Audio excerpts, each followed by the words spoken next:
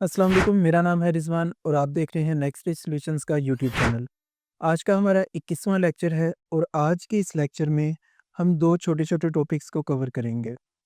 Topics छोटे नहीं हैं लेकिन आज हम उनको सरफेस लेवल पे देखेंगे कि ये दोनों क्या हैं और इनके क्या हमें फ़ायदे होंगे, कैसे इनको यूज़ किया जाता है। अगर आपने पिछले लेक्चर्स नहीं देखे तो इस वीडियो के डिस्क्रिप्शन में आपको एक प्लेलिस्ट का लिंक मिल जाएगा। वहाँ पे जाके आप पिछले लेक्चर सारे देख सकते हैं और आने वाले न्यू लेक्चर्स को देखने के लिए इस चैनल को सब्सक्राइब करके बेल आइकन पे क्लिक कर दें ताकि आपको नोटिफिकेशन आते रहें न्यू लेक्चर्स के। और अगर आप यही कोर्स हमारे इदारे में आके हमारी निगरानी में या फिर ज़ूम पे हमारे साथ लाइव करना चाहें तो स्क्रीन पे दिए गए नंबर्स पे राब्ता करें और ख़ुद को जल्द से जल्द एनरोल करवा लें। तो चलिए चलते हैं आज के टॉपिक की तरफ। सबसे पहला टॉपिक है ऊप। ऊप जो है डबल ओ पी, इससे मुराद है ऑब्जेक्ट ओरिएंटेड प्रोग्रामिंग। ये एक मॉडल होता है, एक मेथड होता है प्रोग्रामिंग का जिसमें क्लासेस को यूज़ किया जाता है। नहीं पता क्लासेस क्या होती हैं? टेक्निकली हमने क्लासेस पहले यूज़ की हैं लेकिन आज हम उनको बनाएंगे खुद से। जो हम MySQLi यूज़ कर रहे थे, MySQL सर्वर से डेटाबेस सर्वर से कनेक्ट करने के लिए, तो हमने ये कोड लिखा था न्यू MySQLi। ये भी एक क्लास थी। न्यू लिख के हम जो क्लास होती है उसको इनिशियलाइज़ करते हैं, ठीक है? उसको स्टार्ट करते हैं और आगे क्लास का नाम और फिर डिपेंड करता है आपकी क्लास कैसे डिफ़ाइन की गई है, जैसे फंक्शंस डिफ़ाइन करते हैं हम। तो वहाँ पे पैरामीटर्स कुछ पास कर सकते हैं और ये फिर एक बना देता है इंस्टेंस, ठीक है?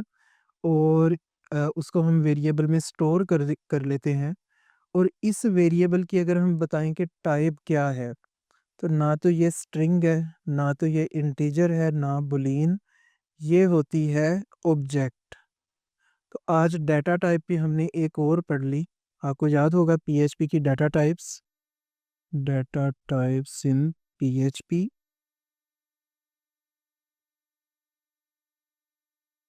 कि हमने स्ट्रिंग पहले की है, इंटीजर्स, फ्लोट जो है ये जो डॉट के साथ नंबर्स होते हैं ये, इनको फ्लोट कहते हैं। बूलियन हम कर चुके हैं, अरे कर चुके हैं और आज हम करने जा रहे हैं ऑब्जेक्ट, ठीक है? ऑब्जेक्ट जो है ये डाटा टाइप होती है किसी भी वेरिएबल की और ये उस वक़्त बनती है जब किसी क्लास को, हमारे इस केस में MySQLi, इसको हम इनिशियलाइज़ करते हैं और वेरिएबल में स्टोर करते हैं, ठीक है? तो ये इनफ हो गई बैकग्राउंड। चलते हैं कि क्लास को डिफ़ाइन कैसे किया जाता है। फ़ाइल मैं एक बना देता हूँ oop.php के नाम से, ठीक है? अब जैसे हम फंक्शंस को डिफ़ाइन करते थे, तो हमें याद है हम लिखते थे फंक्शन, आगे फंक्शन का नाम, ठीक है? नेम ऑफ फंक्शन और आगे ये और ये। और यहाँ पे अगर वो फंक्शन कोई इनपुट या पैरामीटर्स एक्सेप्ट करवाना चाहें हम, तो वो यहाँ पे एज़ अ वेरिएबल हम लिख लेते थे। क्लास की डेफ़िनेशन ऐसे होगी कि हमने लिखना है क्लास, आगे क्लास का नाम, फॉर एग्ज़ाम्पल मैं लिखता हूँ कार, ठीक है? तो ये एक कार के नाम से क्लास डिफ़ाइन हो चुकी है। ठीक है? जैसे हम फंक्शंस यूज़ करते थे कि एक तरफ हम उसको पहले डिफ़ाइन करते हैं और फिर उसको नेक्स्ट यूज़ करते हैं। तो वैसे ही ये क्लास की डेफ़िनिशन है, ये हम उसको यूज़ नहीं कर रहे फ़िलहाल। अब क्लास के अंदर मल्टीपल चीज़ें होती हैं और उनमें से 2 मोस्ट इम्पोर्टेंट हैं। एक्चुअली टेक्निकली तो 2 ही चीज़ें होती हैं। नंबर 1, उसमें आप वेरिएबल्स डिफ़ाइन कर सकते हैं, ठीक है? आप var लिख सकते हैं, आगे वेरिएबल का नाम, फॉर एग्ज़ाम्पल कलर कर देते हैं यहाँ पे, ठीक है? तो ये वेरिएबल डिफ़ाइन हो गया कि क्लास जो है कार की, इसके अंदर एक वेरिएबल होगा कलर। अच्छा, अब वेरिएबल कहना इसको ठीक है, लेकिन इसकी जो प्रोग्रामिंग लैंग्वेज में करेक्ट वोकैब्युलरी है, उसके मुताबिक जो क्लास के अंदर वेरिएबल्स होंगे, जिनमें डाटा स्टोर किया गया होगा, उनको हम कहेंगे प्रॉपर्टीज़, कि ये कार के नाम से एक क्लास डिफाइन है, उसके अंदर एक प्रॉपर्टी डिफाइंड है कलर। ठीक है, ये हो गई हमारी प्रॉपर्टी। एक और हम डिफाइन कर देते हैं प्रॉपर्टी, इसको कह देते हैं मॉडल। ठीक है, अब क्लास के अंदर हम फंक्शंस भी डिफाइन कर सकते हैं। अगर MySQL क्लास की हम एग्जांपल लें तो आपको याद होगा कि हमने ये इसको इनिशियलाइज किया और इस वेरिएबल में स्टोर कर लिया, और फिर उस वेरिएबल पे ये एरो बना के, यानी डैश और ग्रेटर देन साइन, और आगे हम ये कुछ टेक्स्ट लिखते थे। ठीक है, अगर उस टेक्स्ट के आगे ये वाली ब्रैकेट्स हैं, ठीक है, मैं इसको सेपरेट कर दूं ताकि आप कंफ्यूज ना हो। अगर उस टेक्स्ट के आगे ये जो मैंने लिखा है कनेक्ट एरर, इसके आगे ये वाली ब्रैकेट्स हों तो उससे मुराद है कि ये एक फंक्शन है। ठीक है, फंक्शन अभी हमने डिफाइन नहीं की है, लेकिन आपको एग्जांपल दे रहा हूँ। और अगर ये इस तरह हो तो उससे मुराद है कि ये एक प्रॉपर्टी है, यानी वेरिएबल है इस क्लास के अंदर। ठीक है, अब फंक्शन की एग्जांपल हम नीचे अगर आ जाएं तो ये कनेक्शन पे हम क्यूरी का फंक्शन कॉल कर रहे थे। ठीक है, और उसमें ये स्ट्रिंग हमने एक MySQL क्यूरी जो थी उसकी भेज दी थी। ठीक है, अब वापस आते हैं ऊप अपनी क्लास की तरफ। तो यहाँ पे भी एक तो होगी प्रॉपर्टीज़, ठीक है, जो वेरिएबल्स का काम कर रही हैं। दूसरी इसमें क्लास में चीज़ होती है क्लास के फंक्शंस। ठीक है, हम डिफाइन करेंगे फंक्शन, आगे फंक्शन का नाम, for example start the engine. ठीक है, बाकी सब कुछ यहाँ पे सेम है। अच्छा, जैसे हम जो वेरिएबल्स हैं उनको प्रॉपर्टीज़ कहते हैं, क्लास के वेरिएबल्स को, वैसे ही क्लास के अंदर जो फंक्शंस होंगे इनको हम कहेंगे मेथड। ठीक है, कि कार के नाम से एक क्लास है, उसके अंदर मेथड है स्टार्ट द इंजन। ठीक है, अच्छा, ये होगी कि क्लास में क्या क्या चीज़ें होती हैं। अब नेक्स्ट हम यहाँ पे एक काम करते हैं कि अगर हमें इसको गेट करना हो तो वो कैसे करेंगे। अगर तो क्लास के अंदर ही मैंने इसको यूज़ करना है, फॉर एग्ज़ाम्पल मैं यहाँ पे कहता हूँ इको कर दे कि जब इस फंक्शन इस मेथड को कॉल किया जाए तो ये इको करे स्टार्टिंग द इंजन ऑफ। ठीक है, अब यहाँ पे मैंने कलर करना है। ठीक है, तो इस कलर को, जो ऊपर वेरिएबल एक प्रॉपर्टी डिफाइन है, इसको यहाँ पे गेट करने के लिए हम लगाएंगे दिस, और ये आगे दोबारा डॉलर साइन नहीं लगाएंगे। ठीक है, तो प्रॉपर्टीज़ को हम फंक्शन के अंदर इस तरह से कॉल करेंगे, दिस, आगे ये एरो, और फिर उस प्रॉपर्टी का नाम। ठीक है, starting the engine of colour और स्पेस, और आगे हम अब कर देते हैं दिस मॉडल। ठीक है, ये आ गया। अब जब इस फंक्शन को कॉल किया जाएगा तो वो इको करेगा स्टार्टिंग द इंजन ऑफ, आगे जो उसका कलर होगा, स्पेस, आगे जो उसका मॉडल होगा। ठीक है, अब ये तो ठीक है, समझ आ रही है, लेकिन इसकी वैल्यूज़ कैसे असाइन करेंगे। वैल्यूज़ असाइन करने के लिए हम क्लासेस के अंदर एक स्पेशल फंक्शन होता है और उसका नाम भी हमने सेम रखना होता है। फंक्शन लिख के 2 दफ़ा अंडरस्कोर और कंस्ट्रक्ट। ठीक है, यहाँ पे हम कुछ इनपुट वेरिएबल्स उससे लेंगे। ठीक है, मैं कहता हूँ इनपुट कलर, जानबूझ के मैं डिफरेंट नाम रख रहा हूँ आपको कंसेप्ट देने के लिए। दूसरा कर देता हूँ इनपुट मॉडल।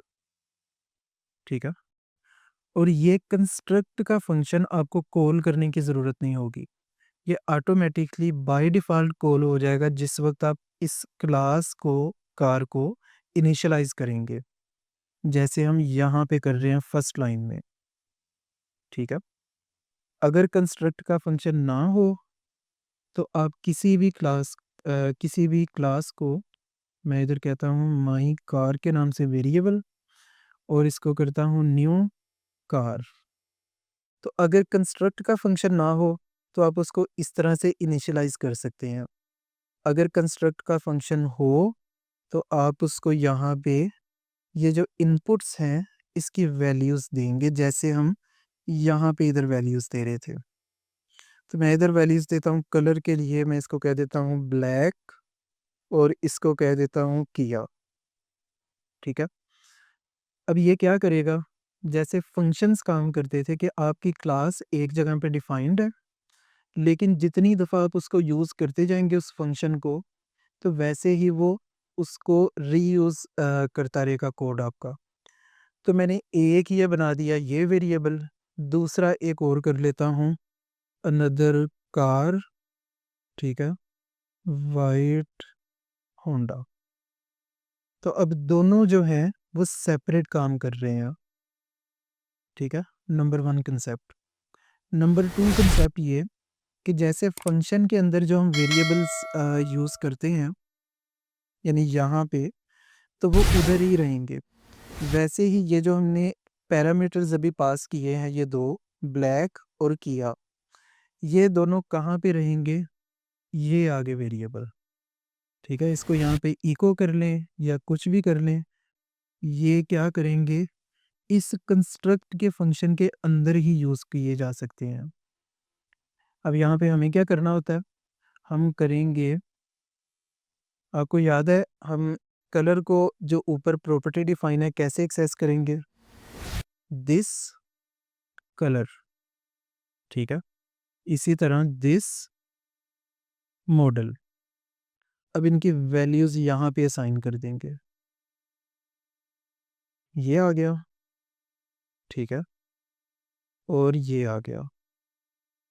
इससे क्या होगा कि जो हमने यहाँ पे ये वैल्यूज़ दी हैं, ये क्योंकि कंस्ट्रक्ट फंक्शन में खुद ब खुद चली जाती हैं, तो ये कंस्ट्रक्ट फंक्शन में ये 2 वेरिएबल्स की वैल्यूज़ असाइन हो गई और फिर साथ ही ये फंक्शन रन भी क्योंकि हो जाता है, तो वो रन करते हुए क्या करेगा कि इस क्लास के इस इंस्टेंस में जो कलर की प्रॉपर्टी है, उसमें ये वैल्यू चेंज कर दो उसकी। इसी तरह मॉडल को हमने चेंज किया। अब जब ये फंक्शन कॉल किया जाएगा, ठीक है? अब ये फंक्शन हम कॉल करेंगे किसी ऑब्जेक्ट पे, यानी ये जो वेरिएबल हम क्लास को स्टार्ट करने के बाद, क्लास को न्यू करके इनिशियलाइज़ करने के बाद, ये जो वेरिएबल बना है इसके ऊपर रन करेंगे। तो मैं करता हूँ माई कार और ये, ठीक है? अभी तक हमने क्या किया है? एक क्लास डिफाइन की है, ठीक है? नाम उसका आ गया कार, उसमें 2 ये प्रॉपर्टीज़ हैं, ठीक है? अभी हम मैं इस तरफ आता हूँ कि var के अलावा और क्या ऑप्शंस होती हैं, और 2 हमने फंक्शन डिफाइन किए। एक फंक्शन है एक फंक्शन है कंस्ट्रक्ट का, और कंस्ट्रक्ट का फंक्शन बाय डिफ़ॉल्ट कॉल हो जाता है जब उसमें फिर पैरामीटर हम भेजते हैं। दूसरा फंक्शन है स्टार्ट द इंजन, जो कि उस इको करेगा ये टेक्स्ट और साथ जो उसका कलर और मॉडल वाली प्रॉपर्टी होगी उसकी वैल्यू, ठीक है? और नीचे ये इनिशियलाइज़ करके हम कर रहे हैं उस फंक्शन को कॉल। तो अभी यहाँ पे मैं इसको करता हूँ oop.php, तो ये आ गई टेक्स्ट, ठीक है? अच्छा, अब यहाँ पे चंद एक और चीज़ें हैं क्लास की। अच्छा, अब जैसे हमने ये काम किया है कि ये वेरिएबल बनाया, ठीक है? न्यू क्लास, अपनी क्लास का जो नाम था कार वो दिया और उसमें पैरामीटर्स दिए। तो ये इसका एक इंस्टेंस बना है। ये ऐसे समझ लें कि क्लास जो थी वो आपका एक टेम्पलेट था, एक सांचा था, ठीक है? जब आपने उसको इनिशियलाइज़ किया तो उस सांचे में ये वैल्यूज़ चली गईं। अब वो एक इंस्टेंस बन के एक ऑब्जेक्ट बन चुका है और इस वेरिएबल में स्टोर है। अगर आप एक और इंस्टेंस बनाएँ जिसमें वो जो वैल्यूज़ थी हमने कर दी चेंज, ठीक है? और उसपे भी आप ये सेम फंक्शन इस तरह से कॉल कर सकते हैं। हम इधर लाइन ब्रेक ऐड कर देते हैं, ठीक है? ताकि वो सेपरेट आएँ, ये आ गई। अब इन केस अगर आप यहाँ पे क्लासेस कर दें इकट्ठी इनिशियलाइज़ और नीचे सेपरेट इनको कर रहे हैं, तो ये भी एज़ इट इज़ वर्क करेगा।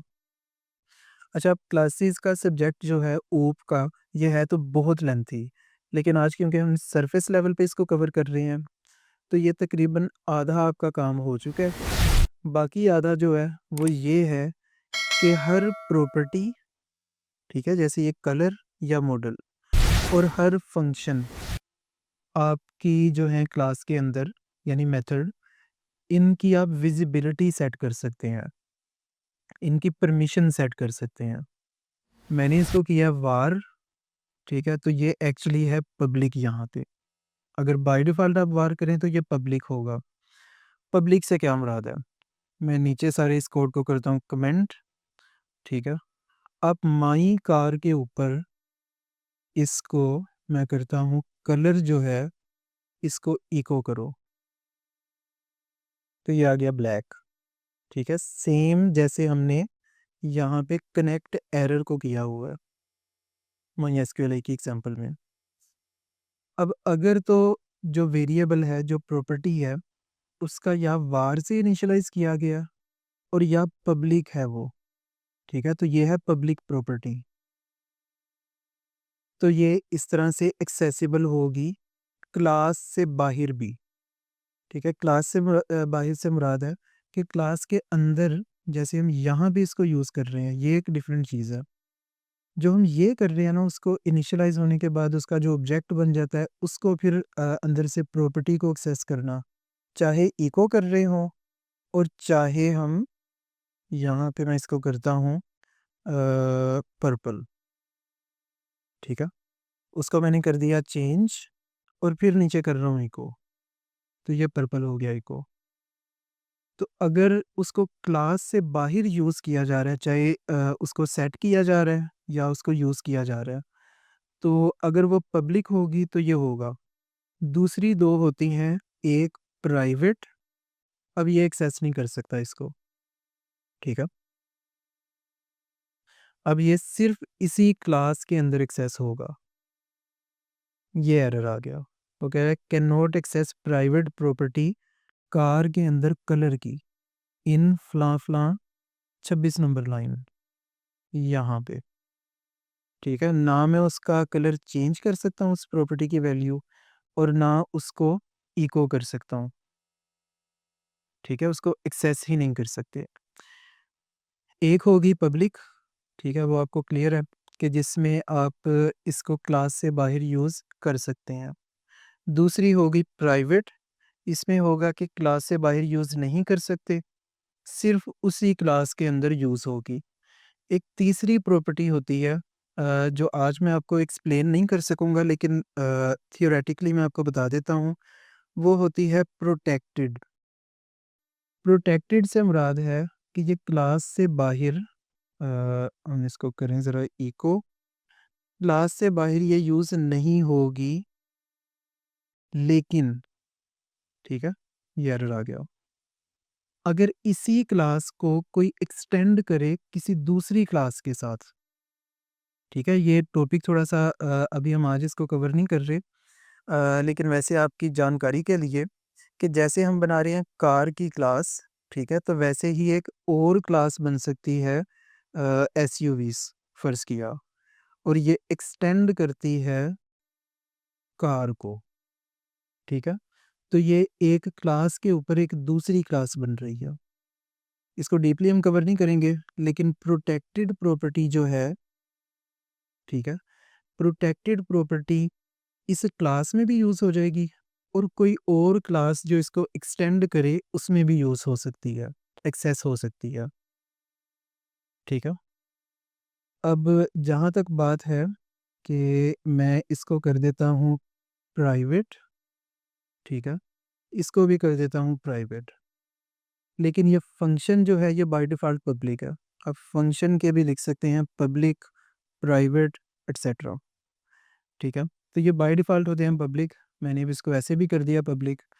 अब इसके अंदर इसको यूज़ किया जा रहा है और ये हो जाएगा, क्योंकि फंक्शन पब्लिक है, मैं इस फंक्शन को कॉल कर सकता हूँ क्लास से बाहर, इस तरह से।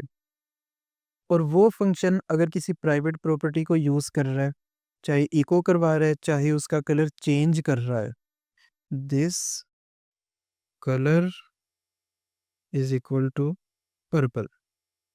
ठीक है, अब मैंने सेट किया ब्लैक, लेकिन ये फंक्शन क्या उसको कर देगा पर्पल। तो ये वर्क करेगा क्योंकि जो फंक्शन हम कॉल कर रहे हैं वो पब्लिक है। सरफेस लेवल पे था, लेकिन उम्मीद है सब लोगों को समझ आई होगी। दूसरा हमारा आज की वीडियो का टॉपिक है एपीआईज।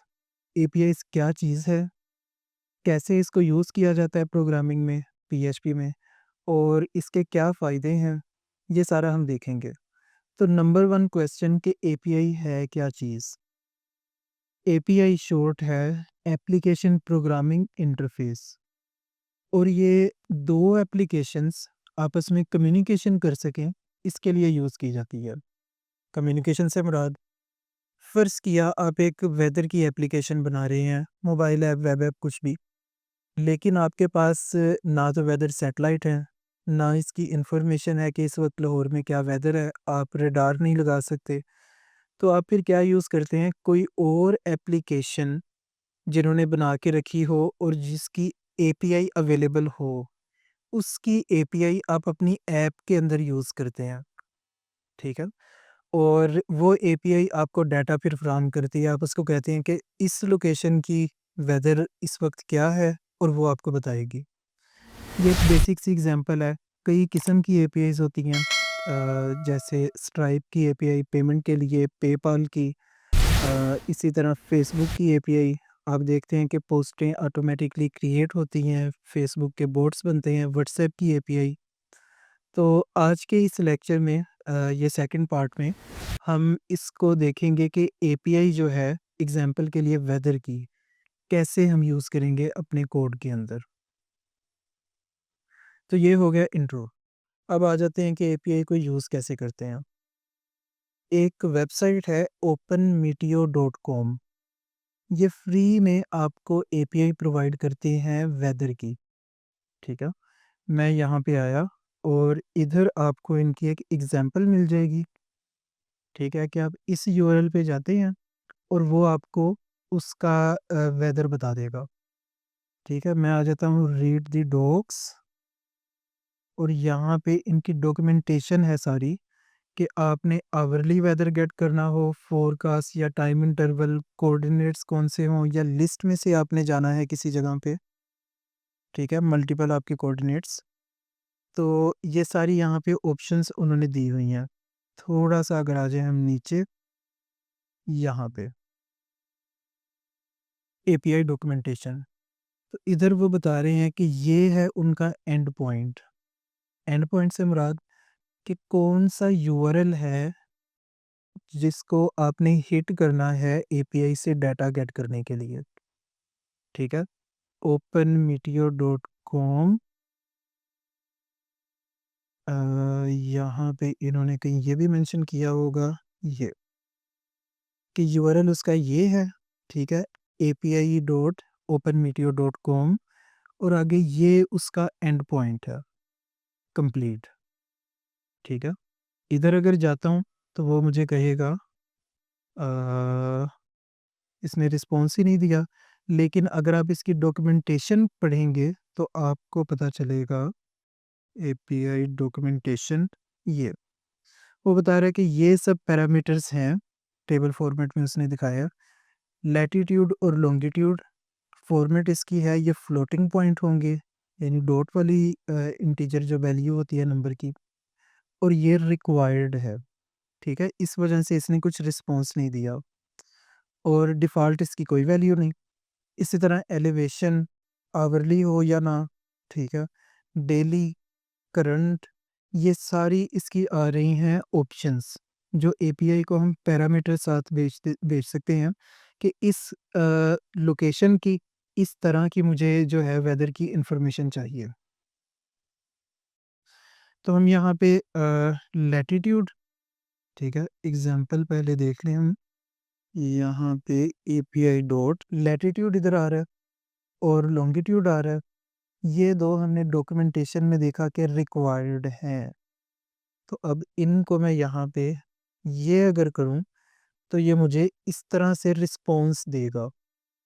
ठीक है, आपको ये कोड की शक्ल में नज़र आ रहा होगा, लेकिन ये एक्चुअली कोड नहीं, ये डाटा है। और इस डाटा फॉर्मेट को आपके पास यहाँ पे क्रोम के अंदर ऑप्शन आती है लाइन रैप की, इसको चेक करेंगे। सॉरी, लाइन रैप नहीं, यहाँ पे ये, और इधर प्रिटी प्रिंट, इसको चेक करेंगे तो वो आपकी एक जो है खूबसूरत अंदाज में आपको दिखा देगा ये डाटा। अब ये डाटा जो है, इस फॉर्मेट का नाम है Jason, JSON, JavaScript object notation. ये फॉर्मेट डाटा के लिए यूज़ की जाती है और 99% आपको एपीआईज़ जो हैं वो मिलेंगी कि आपको इसी फॉर्मेट में वो डाटा देती हैं। ठीक है, तो नंबर वन हमें पता चल गया कि हमने इस यूआरएल को हिट करना है। ठीक है, नंबर टू, इसमें पैरामीटर्स हम ये दे सकते हैं, लैटिट्यूड और लॉन्गिट्यूड। ठीक है, और उनकी आगे वैल्यूज़ ये, और ये क्यूरी पैरामीटर में जाएंगे, ये क्वेश्चन मार्क लगा के यूआरएल के साथ, यानी गेट जो है रिक्वेस्ट वही हम यूज़ करेंगे। गेट और पोस्ट रिक्वेस्ट आपको याद होगी जब हमने पीएचपी में फॉर्म हैंडलिंग को किया था। तो नंबर वन हो गया इसका यूआरएल, ठीक है, एंड पॉइंट। नंबर टू हो गया इसके पैरामीटर्स, और नंबर थ्री कि ये डाटा जो है रिटर्न करेगी जेसन फॉर्मेट में। अब आ जाते हैं कि इसको प्रोग्राम के अंदर, प्रोग्रामिंग लैंग्वेज अपनी पीएचपी के अंदर कैसे यूज़ करेंगे। तो सबसे पहले मैं आ जाता हूँ इधर। ठीक है, यहाँ पे API डॉट PHP के नाम से मैंने फ़ाइल बनाई, और इधर इस यूआरएल को फ़िलहाल कर देता हूँ मैं कॉपी। ठीक है, तो हमें पता है अब कि ये दो पैरामीटर इसको हम पास करने लगे हैं। ठीक है, एक तीसरा भी हम कर देते हैं, यहाँ से करंट का था, करंट ये।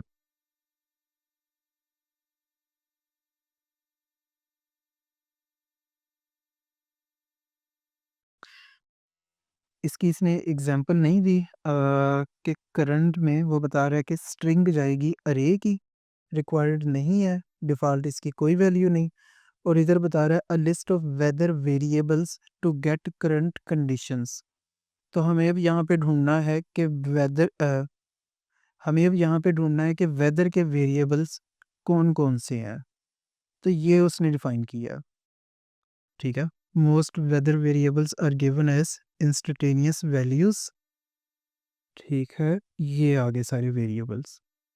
हमें अगर उसका चाहिए टेम्परेचर, तो उसका वेरिएबल है टेम्परेचर अंडरस्कोर 2m, यानी air temperature at 2 metres above the ground. तो हम ये रिटर्न करवा लेते हैं। सबसे पहले हम लिखेंगे यहाँ पे करंट इज़ इक्वल टू ये। ठीक है, तो अब ये क्या देगा हमें, जब इस एपीआई को इन पैरामीटर्स के साथ हम हिट करेंगे, तो ये इस लोकेशन की लैटिट्यूड और लॉन्गिट्यूड, जिन लोगों को नहीं पता लैटिट्यूड और लॉन्गिट्यूड क्या है, वैसे मोस्टली लोगों को पता होगा एटलीस्ट मूवीज़ से, कि ये कोऑर्डिनेट्स होते हैं, लैट लॉन्ग। ठीक है, जो मैप पे कोई पॉइंट बताते हैं। ठीक है, for example Lahore's latitude and longitude. ठीक है, ये आ गई उसकी दूसरी फॉर्मेट में, और यहाँ पे इन फ्लोट नंबर्स ये आ गया। The latitude of Lahore Pakistan is ये, तो लैटिट्यूड की वैल्यू मैं कर देता हूँ ये। ठीक है, लॉन्गिट्यूड की वैल्यू कर देता हूँ ये आ गया हमारा अब कोऑर्डिनेट्स। ठीक है, कि लाहौर की लोकेशन, और वहाँ पे मुझे क्या चाहिए, करंट टेम्परेचर। ये तीन पैरामीटर अब हम इस एपीआई एंड पॉइंट पे हिट करेंगे। अ, अब इसके लिए हमें चाहिए क्या, पीएचपी की एक लाइब्रेरी है कर्ल। ठीक है, कर्ल क्या है, सी यूआरएल इसका एक्चुअली है, और ये आप किसी भी वेबसाइट को या एपीआई को रिक्वेस्ट भेज सकते हैं और उसका जो रिस्पॉन्स होगा, जो हमें यहाँ पे आ रहा है, इसको ये रीड कर सकते हैं और वेरिएबल में स्टोर कर सकते हैं और फिर प्रोसेस कर सकते हैं। तो हम यूज़ करेंगे कर्ल को। तो वो इसलिए कि ये नेटिवली अवेलेबल है, आपको कुछ इंस्टॉल नहीं करना पड़ेगा, पीएचपी के अंदर ही ये वर्क करेगी। मैं स्टार्ट कर देता हूँ यहाँ पे पीएचपी, इधर कर देता हूँ ख़त्म। ठीक है, तो यूआरएल हमने डिफ़ाइन कर लिया, अपना एंड पॉइंट वो ये है। ठीक है, अगर आप चाहें तो सिंगल लाइन के अंदर आप ये काम भी कर सकते हैं कि नीचे वाली ये जो वैल्यूज़ हैं, इनको हम इस तरह, फिर एंड, और फिर यहाँ पे ये लैटिट्यूड, इस तरह से सारे पैरामीटर्स यहाँ पे भी पास कर सकते हैं। लेकिन मैं इसको कर रहा हूँ सेपरेट लाइन में, और उसकी रीज़न है कि अगर आप ऐप ऐसी बना रहे हो जिसमें ये चेंज करवाना चाहें आप, तो आप सिंपली वो वेरिएबल्स के अंदर वैल्यूज़ को चेंज कर देंगे। इधर एक पैरामीटर्स के नाम से बना देते हैं वेरिएबल, इसको कर देते हैं अरे, और इसमें अब ये तीनों वैल्यूज़, तीनों पैरामीटर्स हम यहाँ पे ले आते हैं। ठीक है, अरे का जो डिफ़ॉल्ट स्ट्रक्चर होता है उसी के अंदर ये आ गया। ठीक है, ये होगी स्ट्रिंग, ये सारा हमारा पैरामीटर्स अब डिफ़ाइन हो गए। ओह सॉरी, कॉमा, ये आ गए, और ये भी आ गए। ठीक हो गया। अब नेक्स्ट हमने करना है कर्ल को इनिशियलाइज़, कर्ल को स्टार्ट। हम एक कोई भी वेरिएबल बना देंगे, एपीआई कर्ल सी, ठीक है, या एपीआई रिक्वेस्ट, कुछ भी इसको नाम दे दें। ये आ गया, और फंक्शन हम कॉल करेंगे कर्ल इनिट। ठीक है, इसमें हम यहाँ पे भी यूआरएल पास कर सकते हैं और बाद में भी कर सकते हैं। मैं इसको यहाँ पे ही दे देता हूँ ये यूआरएल। ठीक है, कि इस यूआरएल को हमने करना है हिट, ये भी इनिशियलाइज हुआ है रिक्वेस्ट का प्रोसेस। नेक्स्ट हमें जो है इसकी ऑप्शन सेट करनी होती हैं, कर्ल सेट ओप्ट। ठीक है, इसमें हमें पहले तो देना होता है अपना रिसोर्स, यानी कौन सी कर्ल। ठीक है, ये वाली कर्ल जिसको हमने इनिशियलाइज किया, कोमा, कौन सी ऑप्शन। अब यहाँ पे ऑप्शंस आपको सारी याद करना इजी नहीं होंगी। मैं इधर आ जाता हूँ बेसिक कर्ल एग्जाम्पल। ठीक है, एक तो हमें चाहिए return PHP curl example, search कर लेते हैं। यस, एक तो हमें चाहिए कर्ल ओप्ट रिटर्न ट्रांसफ़र। इससे मुराद है कि जब कर्ल जो एपीआई को हिट करेगी, तो उसके बाद वो जो आउटपुट होगी उसको इको ना कर दे, बल्कि रिटर्न करे, ताकि हम उसको प्रोसेस कर सकें। ये ऑप्शन हो गई सेट। ठीक है, दूसरी हमें यहाँ पे जो मेरी नज़र में हमें चाहिए, मेरा ख्याल है कोई भी नहीं है, लेकिन हम इसको ट्राई करते हैं। ठीक है, रिस्पॉन्स इज़ इक्वल टू, इसको हम कर देते हैं कर्ल एग्जैक के नाम से फंक्शन है, कि उस कर्ल को एग्जीक्यूट कर दे अब। ठीक है, पहले हमने इनिशियलाइज़ किया है, लेकिन वो एक्चुअली एपीआई को उसने हिट नहीं किया। अच्छा हाँ, मुझे याद आया, ये तो है हमारा एंड पॉइंट, हमने पैरामीटर्स को तो अंदर इंक्लूड ही नहीं किया। एपीआई एंड पॉइंट ये आ गया। ठीक है, अब यूआरएल हमने बनाना है इज़ इक्वल टू, नंबर 1 शुरू में एपीआई का एंड पॉइंट आ जाए, डॉट, क्वेश्चन मार्क। ठीक है, स्ट्रिंग्स को जोड़ने के लिए, और फिर यहाँ पे होगा ये http बिल्ड क्यूरी। ये फंक्शन क्या करता है कि आप इसको अरे देंगे, जैसे ये है, और ये इसको उसी क्यूरी पैरामीटर में कन्वर्ट कर देगा, यानी कि लैटिट्यूड इज़ इक्वल टू, आगे उसकी जो भी वैल्यू है, एंड जो भी उस अरे के अंदर सारे एलिमेंट्स होंगे, इनको कन्वर्ट कर देगा इस फॉर्मेट में, ठीक है। तो हम ये करवा के यहाँ पे यूआरएल हमने बिल्ड कर लिया। स्टेप्स रिपीट करते हैं। एपीआई एंड पॉइंट डिफाइन किया, पैरामीटर्स डिफाइन किए, यूआरएल को बिल्ड किया जिसमें एंड पॉइंट, उसके साथ क्वेश्चन मार्क, और फिर हमारी जो क्यूरी है पैरामीटर्स वो बिल्ड हो गए, ठीक है। अब ये यूआरएल पे जाएगी कर्ल की रिक्वेस्ट, एपीआई की रिक्वेस्ट, और इसमें रिटर्न ट्रांसफ़र होगा, और ये जब एग्जीक्यूट करेगा इस एपीआई को हिट करेगा, तो उसके बाद इस वेरिएबल में हमें डाटा मिल जाएगा। इसको मैं फ़िलहाल यहाँ पे कर लेता हूँ इको, ठीक है। अब इसको यहाँ पे हम करते हैं ओपन api.php, तो ये हमें उसका रिस्पॉन्स आ गया, ठीक है। इसको व्यू पेज सोर्स यहाँ पे भी हम देख सकते हैं। अब यहाँ पे आपको याद होगा कि ये डाटा जो है जेसन फॉर्मेट में आया, ठीक है। और जैसा कि मैंने बताया कि 99% एपीआईज इसी फॉर्मेट में आपको डाटा देंगी। तो इसको अगर आपने इसके अंदर से यहाँ पे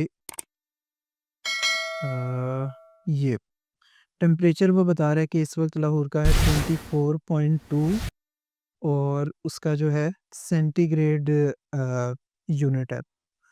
तो अगर आपने इसको यहाँ से ग्रैब करना हो तो कैसे करेंगे? उसके लिए पीएचपी का हम फंक्शन एक यूज़ करेंगे, data is equal two variable बना लेते हैं। पीएचपी का फंक्शन है जेसन डिकोड। ये जो जेसन डाटा आपको एपीआई ने दिया है, जो हमने इस रिस्पॉन्स के वेरिएबल में स्टोर किया है, इसको डिकोड करके पीएचपी के अरे में कन्वर्ट कर देगा। हमें क्या देना होगा? जेसन स्ट्रिंग, जो कि हमारी है रिस्पॉन्स। दूसरा यहाँ पे इसको करना है दूसरा पैरामीटर ट्रू, ठीक है, ताकि वो अरे की सूरत में हमें दे। अब हम क्या करते हैं, इसको मैं करता हूँ प्रिंट आर, तो अब ये स्ट्रिंग नहीं है जेसन की, अब ये पीएचपी का अरे बन चुका है। इसको करते हैं दोबारा रिफ्रेश, तो आप देखें ये अरे की सूरत में आ गया। अब इसको देखते हैं कि यहाँ पे हमें क्या डाटा मिल रहा है। लैटिट्यूड उसने वही रिटर्न किया है, लॉन्गिट्यूड कितना उसको टाइम लगा, जो यूटीसी टाइम होता है उसके सेकंड्स बता रहा है, ऑफसेट टाइम जोन कौन सा, फलां चीज़, एलिवेशन, ये सारी चीज़ें। तो यहाँ से अब हमें चाहिए करंट, इसको मैं लिख लेता हूँ अब इधर, ये ठीक है, जो अरे से हम जैसे कि डाटा गेट करते हैं। करंट के अंदर हमें चाहिए टेम्परेचर 2m, तो ये आ गया, ठीक है। इसको इको करूँगा तो ये इसकी वैल्यू इको कर देगा। नेक्स्ट हमें साथ उसका यूनिट भी चाहिए, तो मैं इसके आगे जोड़ के स्पेस, और फिर जोड़ के अब यहाँ से मैं उसका यूनिट निकालूंगा डाटा के वेरिएबल से, करंट यूनिट ये, और उसके अंदर टेम्परेचर 2m ये। अब इसको करते हैं रिफ्रेश, तो उसने मुझे बता दिया ये है इसका टेम्परेचर यहाँ पे। तो उम्मीद है आपको ये क्लियर हो गया होगा कि हमने एपीआई को कैसे हिट करना है, एपीआई के क्या-क्या चीज़ें होती हैं, उसका एंड पॉइंट, उसके पैरामीटर्स। कुछ एपीआईज़ ऐसी भी होंगी जो आपसे एपीआई की माँगेंगी, ठीक है? उसमें फिर हम मुख्तलिफ़ की मुख्तलिफ़ रिक्वायरमेंट होती हैं, कुछ में हम ऐसे ही एपीआई की अपनी सेंड कर देते हैं, वो एक कोड की तरह होता है, ठीक है? जो आपको उन्होंने असाइन की होती है। ये मैंने खुद ही इसीलिए की है सेलेक्ट एपीआई, कि जो एपीआई की के बगैर वर्क कर जाती है, ताकि आपको साइन अप ना करना पड़े, आपकी जो प्रैक्टिस है वो आसान हो जाए। तो अब ये लेक्चर सारा क्लियर है। मैं आपको थोड़ा-सा रिवाइज़ कर देता हूँ कि एपीआई को यूज़ जो करना है वो आपकी ऐप पे डिपेंड करता है, नंबर 1। नंबर 2, आपने जो एपीआई यूज़ करनी है उसका एक होगा एंड पॉइंट, उसकी होंगी कुछ रिक्वायरमेंट्स कि आपने गेट रिक्वेस्ट भेजनी है या पोस्ट रिक्वेस्ट भेजनी है। तो पोस्ट रिक्वेस्ट की सूरत में आप सिंपली सर्च कर लीजिएगा post request using curl PHP example.